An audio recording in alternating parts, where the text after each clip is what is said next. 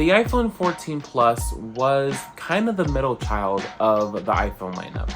And it had such great potential, but I feel like it's just really forgotten about. And partially it is Apple's fault because, you know, they did it in a way where it didn't seem appealing, especially starting out with an $8.99 price tag. And it's so close to the Pro lineup that people are like, well, if I'm getting closer to the Pro price, why not get a Pro? But mind you, for a very long time, I guess people wanted to have a bigger size screen, but didn't want to pay the Pro price. And for a very long time, it was going through the 11 series of phones, the 12s and the 13s. So now that there is the 14 lineup, they finally decided to give us a Plus model, which is a budget version of a bigger size phone. Kind of like how when Dub with Apple releasing finally a 15-inch MacBook Air. If you guys haven't checked out that video, make sure to check it out at the end of this video. But all in all, it is okay because I feel like Apple has a bigger plan for the Plus model. Hey, want a chance to win a giveaway? All you have to do is hit like, share, and subscribe and hit my goal of 500 subscribers by the end of the year of 2024. If we do that, I'm gonna give away either AirPods Pro 2 or 2 HomePod Minis, whatever you choose from. Because mind you, I knew that everyone was not going to be wanting the regular size or the budget iPhones just because of receiving the same A15 chip. And it's really not the same A15, it's really the iPhone 13 Pro A15 series into the 14. So it's still getting a little bit of a spec bump when it comes to the regular A15 and then the Pro A15 Bionic chip. But, you know, a lot of people are not going to realize that, and that's why I try to emphasize that it is not really the same A15. It's just the Pro version of A15 that's in that regular size 14 lineup. But here's the thing. Let me explain why. Because with this A15 change and doing this TikTok version of, you know, of the performance of each chip. Now, mind you, Apple's chips are very powerful as it is, so not a lot of people will notice like any, you know, major performance changes.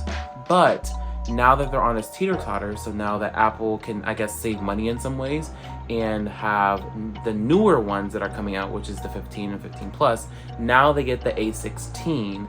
So now people can say, oh, well, now there's a new chip inside, now there's better performance, and now that can finally entice people to get the lower end, you know, budget iPhones. But specifically for the 15 Plus, I'm really curious because now that it's getting the A16 chip and the redesign, how will it perform against the Pro Max? And the 15 Pro Max is supposed to get major changes as well. So it's like, I'm willing to do this experiment. So here's what's coming with this experiment. Now, with the 15 Plus, like I said before, it's supposed to get a redesign, just like with the whole lineup for the 15. So it's supposed to get the rounded edges, it's supposed to get USB-C, and then with the regular lineup, you get new colors, and then Dynamic Island is finally coming in, and then new camera updates for all the iPhones. So there's supposed to be, you know, a major redesign in some ways with all the models in their respective places. Now, my experiment, I want to compare the performance of the 15 Plus and the 15 Pro Max just because honestly, I want the 15 Plus to beat the Pro just because of battery life usage, and then people can see what great things are about the Plus and how you can probably do a lot more and have more battery life compared to the Pro Max. Because here's the thing, with the Pro Max you get the 120 hertz, you get all the, you know, bells and whistles of what's the best and best. But even though Apple has great power management and battery optimization, with the 15 Plus, you know, you're not getting all the bells and whistles from the Pro lineup, so it can save on your battery life. So like I said before, with the bigger screen and Dynamic Island, you're also getting 60 hertz refresh rate, another year for that.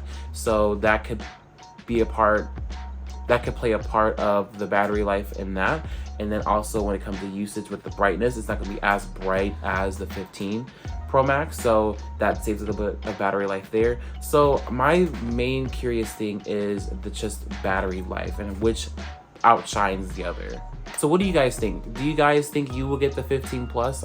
What are your thoughts, opinions? I want to hear in the comments below.